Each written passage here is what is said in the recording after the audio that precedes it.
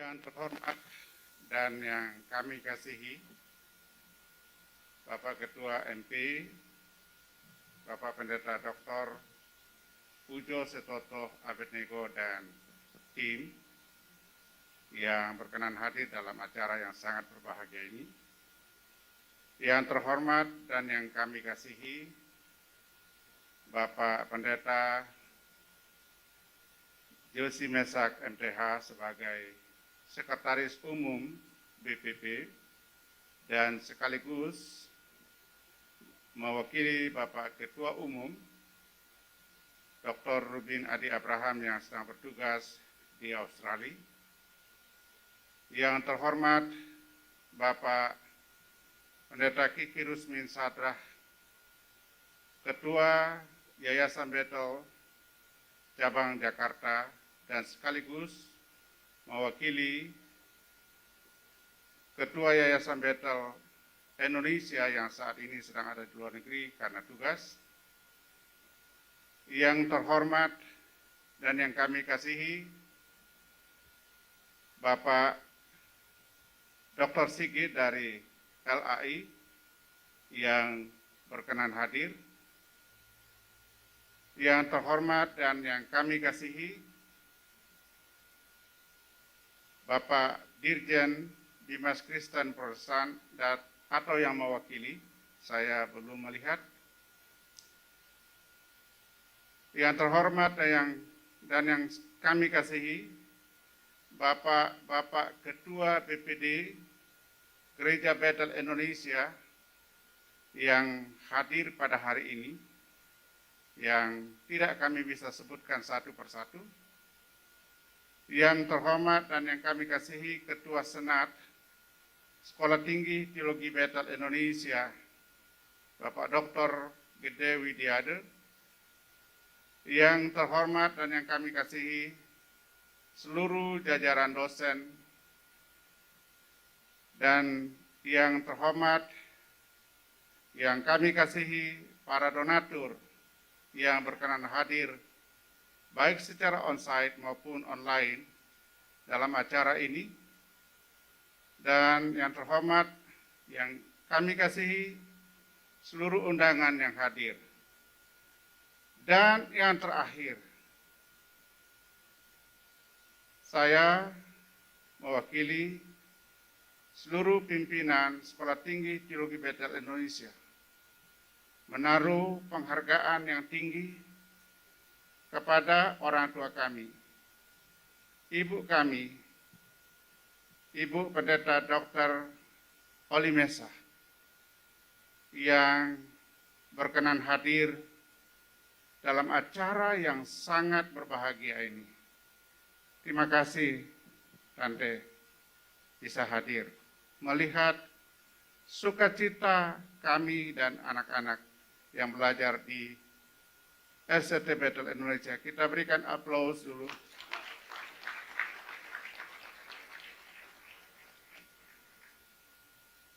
Saudara-saudara sekalian yang saya kasih dalam Kristus, culture of transformation in society 5.0. Itulah tema wisuda pada hari ini. Perubahan adalah realitas tunggal.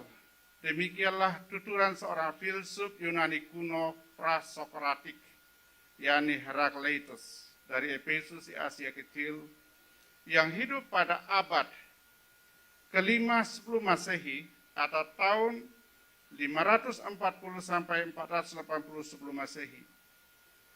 Tentu saja apa yang dituturkannya itu adalah sebuah fakta yang bukan hanya disaksikan secara kasat mata, tetapi juga telah menjadi pengalaman konkret dari semua umat manusia.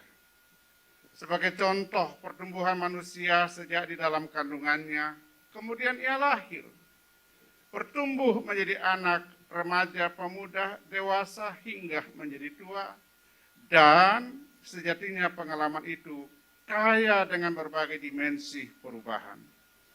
Bukan hanya perubahan secara fisik, tetapi juga perubahan berpikir, motorik, emosi, sosial, dan spiritualitas atau kerohanian. Semua pengalaman dimaksud tersebut telah membentuk jati diri manusia atau segala hal tentang diri kita manusia yang mencakup kompetensi, karakter, sifat, watak, kepribadian, dan kerohanian. Saudara-saudara sekalian, harus dipahami pula bahwa bukan hanya manusia yang mengalami perubahan. Hal yang sama terjadi juga pada bidang ilmu pengetahuan dan teknologi. Kita perlu pahami dengan baik bahwa perkembangan iptek adalah salah satu bagian integral dan terpenting dalam sejarah peradaban manusia. Tidak bisa dipungkiri bahwa perkembangan iptek yang begitu pesat dan super cepat telah memberi dampak signifikan terhadap proses perubahan kehidupan masyarakat dunia dalam segala aspeknya, yang mencakup sosial, budaya, ekonomi, politik, pendidikan, kerohanian, dan yang lainnya. Setuju atau tidak, saya ingin mengatakan bahwa di era postmodern seperti sekarang ini, iptek telah hadir menjadi raja baru, ratu baru atas kehidupan manusia. Perkembangan iptek telah mendorong terjadinya perubahan dalam revolusi industri. Dan umumnya dipahami bahwa yang dimaksud revolusi industri adalah perubahan besar dan radikal terhadap cara manusia memproduksi barang. Yang dimulai dari revolusi industri 1.0 pada tahun 1770-an akhir hingga revolusi industri 4.0 di sekitar 2011. Kemudian sejak tahun 2016, masyarakat dunia bergerak dan atau memasuki sebuah era baru yang diperkenalkan oleh Parlemen Jepang, yakni masyarakat 5.0 atau Society 5.0. Wow, luar biasa. Pertanyaannya adalah, apa ini maksud dengan masyarakat 5.0? Masyarakat 5.0 adalah suatu konsep masyarakat yang berpusat pada manusia, human centered, dan berbasis teknologi atau teknologi base yang awalnya dikembangkan di Jepang. Konsep ini lahir sebagai perkembangan dari revolusi industri 4.0 yang dinilai berpotensi mendegradasi peran manusia. Di era Society 5.0 telah terjadi lompatan perubahan yang sangat luar biasa di dalam segala aspek kehidupan. Di antaranya yang mencolok adalah kecerdasan buatan atau artificial intelligence yang diyakini dapat dan atau efektif mentransformasi big data yang dikumpulkan melalui internet pada segala bidang kehidupan, the Internet of Things, menjadi suatu budaya dan kearifan baru. Semua hal dimaksud tersebut dapat didedikasikan untuk meningkatkan kemampuan optimal manusia dalam rangka membuka peluang peningkatan kualitas nilai-nilai kemanusiaannya. Proses transformasi semacam ini diyakini efektif membangun manusia dalam menjalani realitas kehidupannya yang telah berubah dan lebih bermakna. Dalam kejelihan berpikir saya, kita bisa satu pemahaman bahwa kebermaknaan hidup ternyata tidak terlihat pada umur lanjut, kekayaan, gelar, posisi, popularitas yang dimiliki manusia, tetapi pada sesuatu yang dapat dikontribusikan secara signifikan terhadap peningkatan nilai-nilai kemanusiaan dan pemulihan ciptaan Tuhan lainnya. Dan ini artinya berbagi hidup secara bermakna dalam bingkai kehendak Allah. Didasari dengan apa yang dipaparkan atau apa yang saya katakan di atas itu, maka dapat disimpulkan bahwa siapapun yang menolak perubahan akan tergilas dengan perubahan itu sendiri. Menyadari hal tersebut, maka tidak ada pilihan lain bagi kita kecuali membudayakan perubahan holistik sesuai dengan nilai-nilai dasar dan filosofi Kristiani yang dianut. Hal itu tidak boleh dikerjakan besok, melainkan dikerjakan sekarang. Do right now before we late. Mengalami perubahan seperti ini. Maka pertanyaannya adalah, apa bentuk masyarakat 5.0 itu? Proses perkembangan masyarakat dapat dilihat urutannya sebagai berikut, yakni mulai dari masyarakat 1.0 yang dikenal dengan hunting and gathering, masyarakat 2.0 agricultural, masyarakat 3.0 industri, masyarakat 4.0 information, dan masyarakat 5.0 yang dikenal dengan new society.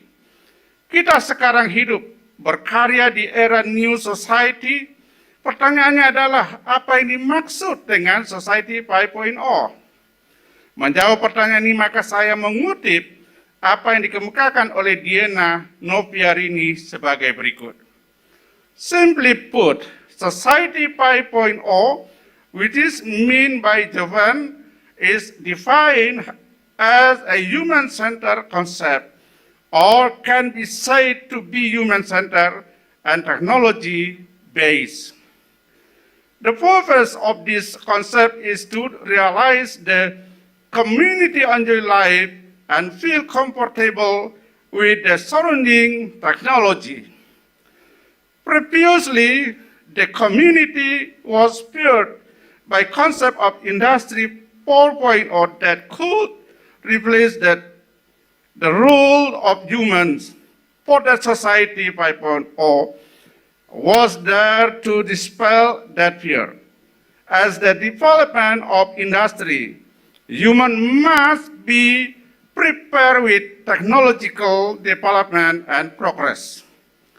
Humans are forced to equip themselves with data and coding in order to keep up with the flow of industry and in accordance with company needs. Saudara-saudara sekalian, pada dasarnya pemerintah Jepang telah memperkenalkan Society 5.0 atau masyarakat 5.0 pada tahun 2016. Oleh Jepang, masyarakat 5.0 didefinisikan sebagai sebuah masyarakat yang berpusat pada manusia dan yang menyeimbangkan kemajuan ekonomi dengan penyelesaian masalah sosial melalui sistem yang sangat mengintegrasikan ruang maya dan ruang fisik. Tujuan pengaplikasian ini adalah untuk mewujudkan tempat di mana masyarakat dapat menikmati hidupnya. Saudara-saudara sekalian, baik Rini maupun Tulungan memberikan penekanan yang sama, bahwa ketika ruang maya dan ruang fisik dapat diintegrasikan secara seimbang dengan berbasis teknologi, maka enjoy life masyarakat dapat diwujudkan dan atau dinikmati. Sejatinya, saudara sekalian, semua manusia yang diberi kesempatan dan rahmat oleh Sang Pencipta untuk hidup dan berkarya di era masyarakat 5.0 atau Society 5.0, seharusnya bisa menunjukkan serta mewujudkan performa kinerja secara optimal.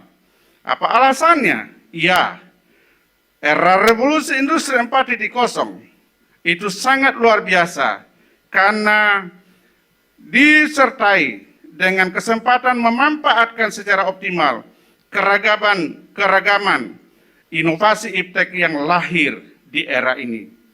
Contohnya Internet of Things, Artificial Intelligence, Big Data, dan robot.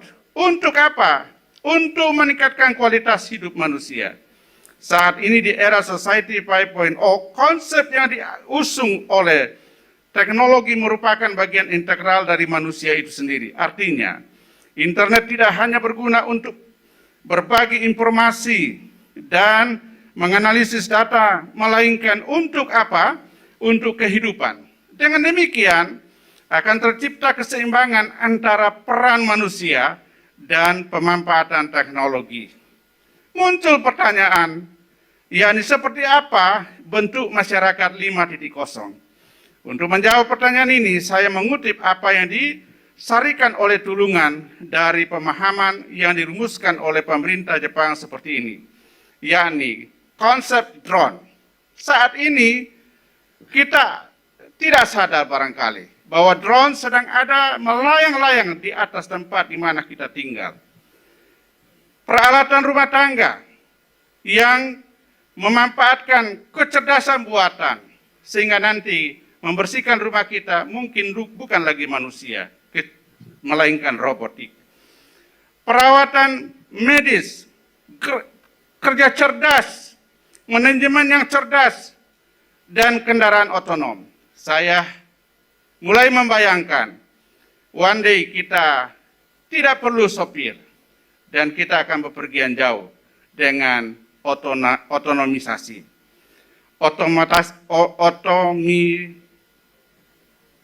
Otomatisasi. Maaf. Nah, saudara sekalian, bentuk-bentuk masyarakat 5.0 seperti yang dikemukakan di atas adalah sebuah keniscayaan yang tidak mungkin bisa dihindari. Kondisi tersebut harus direspon. Dan ini penting buat kita. Membudayakan perubahan di era masyarakat 5.0. Mengapa itu penting?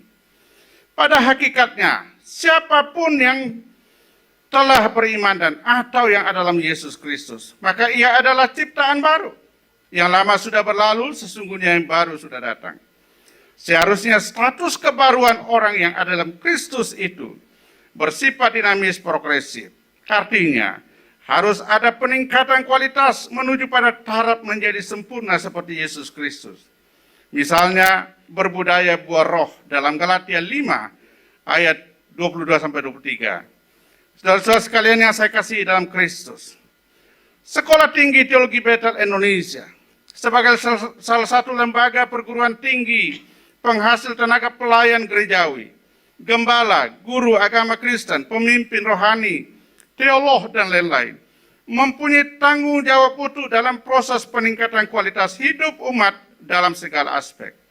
Kualitas hidup seperti itu terasa semakin penting dan mendesak untuk dimiliki oleh setiap orang yang hidup berkarya di era masyarakat 5.0. Jika tidak demikian, maka kehadirannya tidak relevan dan bahkan akan tergilas dengan kemajuan zaman di dalam segala bidang kehidupan. Merespon tuntutan yang terus berkembang di masyarakat dalam perspektif global atau masyarakat dunia, maka tentu saja perguruan tinggi termasuk STT Bethel Indonesia harus merumuskan konsep dan strategi yang relevan untuk mengintegrasikan berbagai disiplin ilmu, budaya, interculture ke dalam visi misi tujuan dan rencana strategis di bidang pengembangan tridharma perguruan tinggi. Kesadaran tentang hal ini menjadi salah satu concern STT Bethel Indonesia di masa yang akan datang. Karena itu, membudayakan perubahan yang relevan adalah sebuah keniscayaan. Membudayakan perubahan di era masyarakat mencakup hal apa saja. Seperti yang telah saya kemukakan di atas, bahwa merupakan sebuah kesempatan di mana kita bisa merenung ulang tentang perubahan adalah suatu keniscayaan yang tidak mungkin bisa dihindari. Pertanyaannya adalah dalam aspek apa saja yang perlu kita lakukan proses pembudayaan perubahan. Terkait dengan hal itu, maka saya hanya menyebutkan beberapa hal mendasar berikut ini. Yang pertama, paradigm change. Apa arti kata paradigm change ini? Saudara-saudara sekalian, tentu pertanyaan ini sangat penting. Secara sederhana, kata paradigma dapat diartikan sudut atau cara pandang terhadap lingkungan atau informasi yang didapat.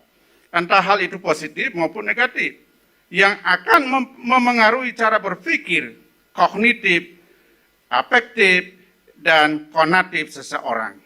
Tetapi di samping itu, paradigma juga bisa diartikan sebagai suatu kumpulan tata nilai yang membentuk pola pikir seseorang dan memengaruhi pandangan serta tanggapannya terhadap realitas. Nah, jika didasarkan pada pengertian ini, dapat disimpulkan bahwa paradigma menjadi sangat penting dalam kehidupan seseorang. Mengapa itu penting?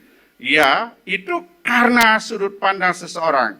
Disadari juga bahwa pikiran adalah magnet yang sangat kuat. Karena apapun yang menjadi dan atau ada dalam pikiran kita, itulah yang akan menarik energi positif di sekeliling kita, baik kita sadari maupun tidak. Pada saat berbicara tentang upaya membudayakan perubahan paradigma, maka ada baiknya jika diawali dengan pertanyaan. Hidup sekadar untuk hidup atau hidup adalah untuk kehidupan? Atau apa sebenarnya yang menjadi tujuan hidup kita? Tentu sebagian besar dari kita akan menjawab ingin bahagia seperti yang dikemukakan oleh Aristoteles. Menjadi teolog hebat atau terkenal, penginjil terkenal, gembala sidang dari gereja yang besar, kaya, dan lain sebagainya. Benar memang bahwa tidak ada yang salah dengan jawaban-jawaban tersebut. Pada umumnya pikiran manusia telah tersetting dari awal seperti itu. Di sini tampak jelas bahwa definisi dari tujuan hidup yang dikemukakan di atas berbeda pada masing-masing orang. Melalui proses perenungan yang dalam, saya pun merumuskan tujuan hidup, yakni hidup yang bermanfaat di tengah-tengah kehidupan nyata, yang karenanya nama Tuhan dimuliakan, diagungkan, memberi nilai tambah pada nilai kemanusiaan sesama, dan berdampak signifikan bagi pemulihan ciptaan lainnya. Pendapat saya ini senafas dengan pernyataan hidup adalah untuk kehidupan. Artinya hidup yang memberdayakan berbasis cinta.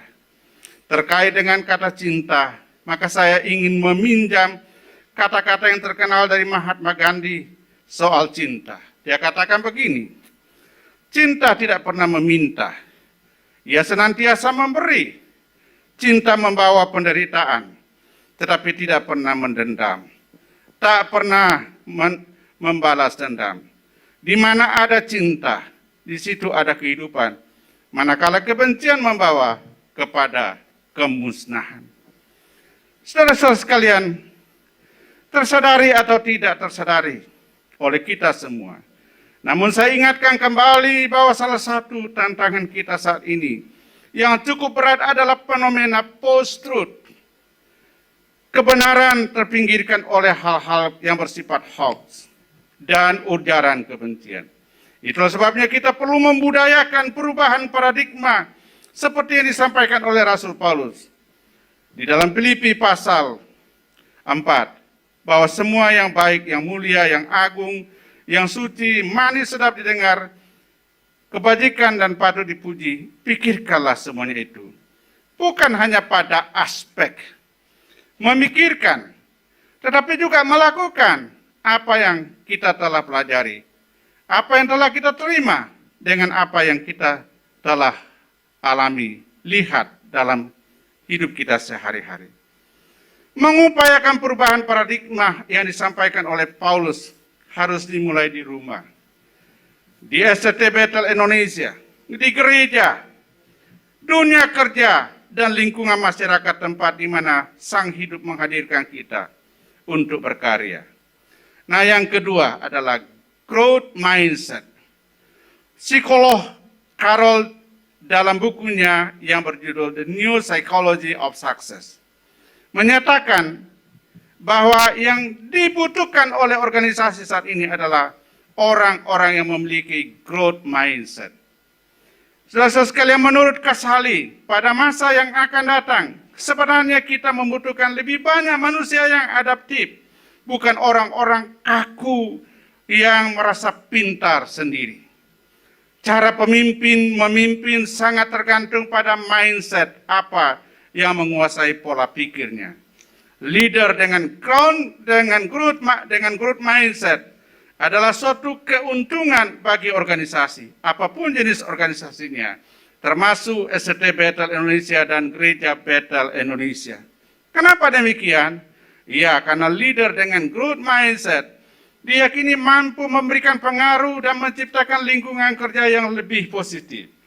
Leader dengan pola pikir ini pun memiliki sejumlah ciri kental yang membedakannya dengan leader yang lain. Ciri-ciri yang saya maksud itu antara lain, cara berpikirnya berkembang, tumbuh, dan terbuka. Siap menerima tantangan dan pelajaran baru yang belum pernah dikuasai. Tahan menghadapi rintangan dan tidak banyak mengeluh. melihat usaha sebagai bagian untuk menjadi mahir, mau menerima nasihat dan belajar dari kritikan, dan mendapatkan pelajaran serta instruksi dari kesuksesan orang lain. Leader yang memiliki growth mindset dapat mengembangkan pikiran-pikiran dan atau ide-ide yang futuristik tentang organisasi yang dipimpinnya. Gagasan dan daya prediksi konstruktifnya melampaui abad dan terkadang waktulah yang akan membuktikannya. Tentu saja pemimpin yang memiliki growth mindset sangat banyak jumlahnya di berbagai sektor kehidupan. Tetapi mohon izin, saya ingin menyebut beberapa saja. Yang pertama adalah Yesus Kristus, jadikanlah semua bangsa muridku. Martin Luther King, suatu saat kulit putih dan kulit hitam di seluruh wilayah Amerika memiliki kedudukan dan hak yang sama, setara. Nelson Mandela menolak apartheid, sebuah sistem pemisahan ras yang diterapkan oleh pemerintah kulit putih di Afrika Selatan pada sekitar awal abad ke-20. Dr. H.S. Henduk, 10.000 gereja lokal GBI yang berdiri di berbagai negara di dunia. Inilah orang-orang yang saya bisa sebutkan sebagai pemimpin-pemimpin yang memiliki kemampuan growth mindset. Kita patut bersyukur kepada Sang Pencipta, karena kita dicipta sebagai makhluk pemikir. Itulah yang menjadi daya pembeda antara kita dengan ciptaan lainnya. Karena itu amat sangat keliru, bahkan bisa dikatakan sebuah perbuatan dosa, bila kita tidak memberdayakan perubahan berpikir dari fixed mindset to growth mindset. Pada dasarnya Allah menghendaki agar kita memikirkan apa yang Allah pikirkan, yakni penyelamatan umat manusia serta pemulihan ciptaan lainnya. Untuk mewujudkan hal ini dibutuhkan growth mindset, yakni terbuka dan fleksibel dalam beradaptasi dengan setiap kemajuan zaman dan ipteks. Yang ketiga, work ethics, etos kerja. Menurut penjelasan Desmond Ginting, kata etos minimal berkaitan erat dengan dua pertanyaan mendasar, yakni bagaimana Anda bersikap dan apa yang Anda lakukan. Dengan demikian etos kerja di dunia kerja menyiratkan dua hal penting. Yang pertama, bagaimana seseorang bersikap terhadap pekerjaannya. Yang kedua, bagaimana ia melakukan pekerjaannya. Dua hal ini dapat dijelaskan maknanya sebagai hal yang penting bagi kita sesuai dengan konteks pelayanan gerejawi atau pekerjaan di bidang lembaga pendidikan seperti di STT Bethel Indonesia, tempat di mana kita belajar dan berkarya. Pertama, etos kerja. Bagaimana seorang bersikap terhadap pekerjaan dan atau pelayanan yang dipercayakan kepadanya. Di dalam sikapnya akan terpancar ekspresi etika kerjanya. Pada umumnya etika kerja dipahami sebagai prinsip moral yang menuntun perilaku seseorang dalam bekerja atau melayani. Tentu saja etika kerja yang kita terapkan akan sangat menentukan apa yang kita lakukan dalam suatu situasi kerja atau suatu pelayanan dengan kondisi tertentu. Etos kerja berbicara tentang apa yang benar dan patut diterima versus apa yang tidak benar dan tidak dapat diterima. Dengan demikian pada bagian ini dapat kita simpulkan bahwa sebenarnya etos kerja merefleksikan banyak hal tentang siapa dan bagaimana seseorang di dunia kerja dan atau dunia pelayanan. Kedua, di dunia kerja seseorang yang menerapkan etos kerja bagaimana ia melakukan pekerjaannya atau tugas pelayanannya yang baik. Biasanya terpilih untuk posisi yang baik, mendapat lebih banyak tanggung jawab dan promosi, khususnya dari Tuhan Sang Pemilik Hidup. Bandingkan Matius 25 ayat 14-30, narasi tentang hamba yang baik, yakni penerima 2 dan 5 talenta dari tuannya. Mereka adalah orang-orang yang berkinerja tinggi. Sebaliknya jika tidak, maka pimpinan perusahaan atau gembala sidang, ketua yayasan, rektor bisa menganggap bahwa sang karyawan atau tenaga pelayan gagal memberikan nilai wajar untuk upaya yang diterima. Akibatnya, ia tidak ada promosi dan tidak pula diberikan tanggung jawab yang lebih besar. Ada diskusi ringan kami di Bali bersama dengan Bapak Dr.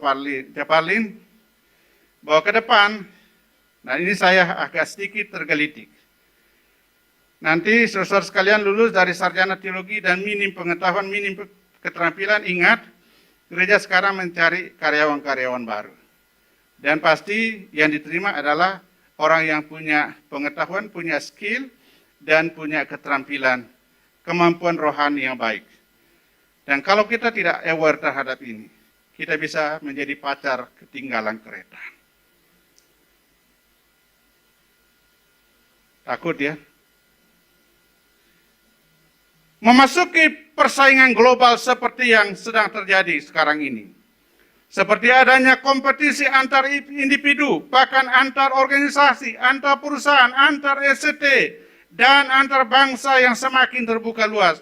Sehingga tentu saja tidak cukup jika kita hanya mengandalkan otak cerdas kita atau akal pikiran semata. Apalagi bagi orang percaya, dilarang keras oleh Sang Pencipta untuk mengandalkan manusia, yang mengandalkan kekuatannya sendiri dan yang hatinya menjauh dari Tuhan. Kondisi sekarang ini sungguh-sungguh menuntut kita agar terus membudayakan transformasi etos kerja terbaik dan mulia jika kita ingin bertahan dan bahkan unggul dalam persaingan yang semakin ketat ini. Dan yang terpenting adalah mengandalkan Tuhan sebagai sumber hikmat dan kekuatan yang tidak terbatas. Saudara-saudara sekalian yang saya kasih dalam Kristus. Di samping itu saya ingin katakan bahwa beberapa hal yang penting yang ditawarkan oleh Ginting ini kepada kita saudara sekalian. Bahwa kita harus mengadaptasi diri dengan 7 etos kerja terbaik dan mulia yang ditawarkan. Yakni jujur dan berintegritas, cerdas, memiliki kreativitas, empati, penuh peduli, ikhlas, penuh kecintaan, berpikir maju atau visioner, mengutamakan kerjasama atau sinergi, dan disiplin penuh tanggung jawab. Dan saya tambahkan bahwa kita harus menerapkan core values kita Christ dalam hidup dan pelayanan kita. Dan yang keempat, attitude and behavior. Saudara-saudara sekalian, sikap dan perilaku merupakan nilai-nilai luhur universal yang disanjung, dihargai, atau yang dianggap tinggi oleh masyarakat dunia pada umumnya. Menurut Bapak Pendeta Wiryo Hadi, nilai hidup secara umum diartikan sebagai sikap atau perbuatan yang kita anggap ideal untuk menjadi sifat, watak, dan kepribadian kita. Nilai hidup yang kita yakini akan membantu kita untuk membedakan mana yang baik dan mana yang tidak baik. Tentu saja, bagi orang Kristen, pusat nilai yang paling utama adalah Yesus Kristus dan firman-Nya. Itulah sebabnya kita harus menggali, menemukan, dan mengembangkan nilai-nilai yang terdapat di dalam diri Yesus Kristus seperti yang dituliskan dalam Alkitab. Saya selalu dan atau senantiasa menegaskan bahwa yang menjadi komitmen SCTP Indonesia adalah berupaya semaksimal mungkin agar pendidikan tidak hanya mendistribusikan pengetahuan atau hard skill, melainkan juga mengajarkan nilai-nilai kehidupan atau soft skill. Hal yang juga sering saya katakan adalah the end of education is character. Akhir daripada seluruh pendidikan itu adalah karakter. Nilai-nilai hidup yang agung itu tercermin di dalam sikap dan perilaku keseharian hidup kita berbasis kehendak Allah. Dimanapun kita berada, entah di rumah, di gereja, tempat kerja, dan lain sebagainya. Di sanalah kita hadir sebagai manusia-manusia yang berkarakter unggul. Saudara-saudara sekalian yang saya kasih dalam Kristus, menyadari persoalan yang baru saja saya kemukakan di atas, maka perlu digarisbawahi dan atau ditegaskan ulang tentang nilai dan sikap fundamental dalam konteks SCTP Indonesia. Sekali lagi, adalah firman Tuhan, tetapi kita punya core value, namanya Christ. Excellent, connected, humility, responsible, integrity, smart, and trustworthy. Yang kelima, generosity. Mengawali penjelasan mengenai generosity, terlebih dahulu saya mengutip 2 Korintus 8 ayat 7 yang mengatakan, sama seperti kamu kaya dalam segala sesuatu, dalam iman, dalam perkataan, dalam pengetahuan, dalam kesungguhan untuk membantu, dan dalam kasihmu terhadap kami. Demikianlah juga hendaknya kamu kaya dalam pelayanan kasih ini. Lalu kalau kita mencermati keterangan Alkitab di bagian lain, tampak jelas bahwa kemurahan hati adalah nilai mulia yang bersumber dari Allah, yang seharusnya menuntut kita semua untuk membudayakannya secara terus-menerus di dalam seluruh realitas kehidupan kita. Kenapa harus terus-menerus?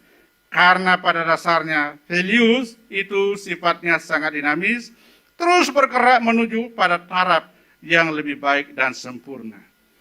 Kemurahan hati dapat dimaknai memberikan sumber daya kita, seluruh potensi diri kita untuk meningkatkan kesejahteraan dan nilai-nilai kemanusiaan orang lain secara cuma-cuma. Kenapa demikian? Karena apapun yang kita miliki, Allah lah yang memberikannya kepada kita secara cuma-cuma.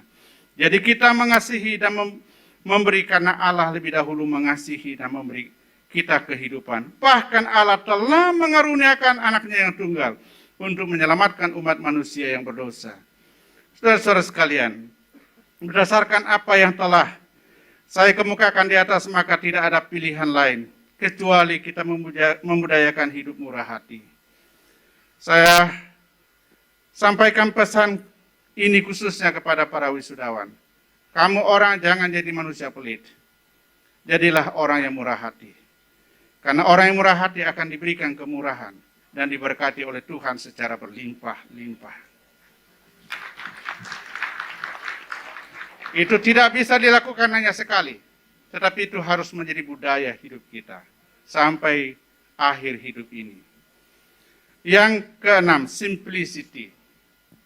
Pada saat kita berbicara tentang disiplin kesederhanaan, saya tercerahkan dengan apa yang dikemukakan oleh Richard Foster, seorang teolog dan gembala gereja yang tinggal di Denver, Colorado.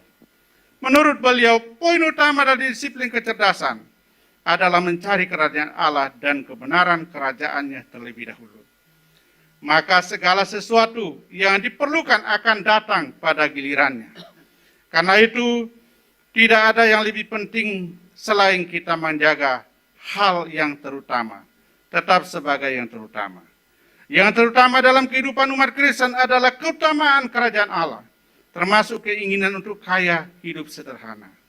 Bebas dari kegelisahan adalah bukti dalam diri kita bahwa kita mencari kerajaan Allah terlebih dahulu. Realitas kesederhanaan dalam batin kita akan menghasilkan hidup yang penuh sukacita tanpa memikirkan harta benda. Saya katakan ini memang tidak mudah, tapi harus. Orang yang serakah dan pelit tidak mengenal kemerdekaan ini. Ini tidak ada hubungannya dengan kelimpahan atau kekurangan harta benda. Ini adalah roh kepercayaan diri di dalam batin kita. Lebih lanjut, Richard Foster mengatakan bahwa kebebasan dari kegelisahan ditandai dengan 3 hal. Sikap hati, menerima apa yang kita miliki sebagai pemberian Allah. Itu yang pertama. Yang kedua, memahami bahwa memelihara apa yang kita punya adalah urusan Allah, karena itu adalah miliknya Allah. Dan yang ketiga, membiarkan milik kita tersedia untuk orang lain adalah sikap hati ketiga dari kesederhanaan. Yang terakhir, teknologi base. Tentu saja kita semua telah tersadarkan bahwa kini kita telah menjejak langkah di era revolusi industri 4.0 dan atau masyarakat 5.0, di mana kita sedang dikepung dengan teknologi informasi yang kuat. Maka bijak dan sadar adalah kunci utama menyongsong rezim teknologi informasi. Teknologi yang hanya mengandalkan pendekatan tradisional dan menolak postulat kekinian hanya akan berujung sebagai ilmu yang impoten karena tidak mampu menawarkan konsep yang relevan dengan kemajuan zaman. Sebagian besar orang Kristen dan bahkan tidak sedikit para elit, para teolog, minus konsep sehingga tidak mampu beradaptasi dengan perubahan, bahkan cenderung terbuai dalam eskapisme ritual, senang dalam ruang doa yang tertutup, tanpa membuka mata dan bergerak berbuat sesuatu. Jangan sampai euforia keimanan kita berujung pada aporia. Kembali pada sikap wise dan aware tadi, yang harus kita tingkatkan di era masyarakat 5.0, di mana kehadiran teknologi harus dimaknai dan atau dipakai sebagai salah satu sarana pelayanan gerejawi di dalam segala aspek. Yang terpenting adalah kita harus membudayakan sebuah keberanian baru, yakni berani berubah dari pola-pola pendekatan tradisional ke pola pendekatan pelayanan berbasis teknologi digital, tanpa kita harus kehilangan identitas iman kita kepada Yesus Kristus sebagai nilai final. Benar memang bahwa kehadiran teknologi terkini yang semakin canggih telah berhasil mengubah begitu banyak hal dan menimbulkan disrupsi. Menurut Adi Ningsi, disrupsi adalah terjadinya perubahan yang sangat mendasar atau fundamental. Tetapi disrupsi juga selalu diawali dengan inovasi yang mampu memutus mata rantai pendekatan-pendekatan lama, seperti memudarkan batas-batas perusahaan, mengurangi beban atau menyederhanakan rantai pasokan, dan memaksa membuat kebijakan pelayanan, menulis kembali hukum-hukum baru, perekonomian, dan sebagainya. Wow, luar biasa bukan? Pertanyaannya adalah, kalau begitu apakah kita juga perlu merevisi Alkitab dalam bentuk hukum yang baru? Tentu saja tidak, sekali lagi, tidak. Yang penting adalah membudayakan diri beradaptasi dengan tuntutan kebutuhan pelayanan bagi masyarakat 5.0. Itu adalah sebuah keniscayaan. Dengan tetap berpegang teguh kepada nilai-nilai fundamental iman kita. Dan saya kira ini tidak bisa diganggu-gugat. Merespon tantangan kemajuan zaman kini dan ke depan. Mendorong STPTL Indonesia berbenah diri, beradaptasi dengan setiap perubahan yang terjadi di zaman ini. Dari waktu ke waktu, pemutahiran teknologi terkini sebagai salah satu langkah nyata. Untuk apa?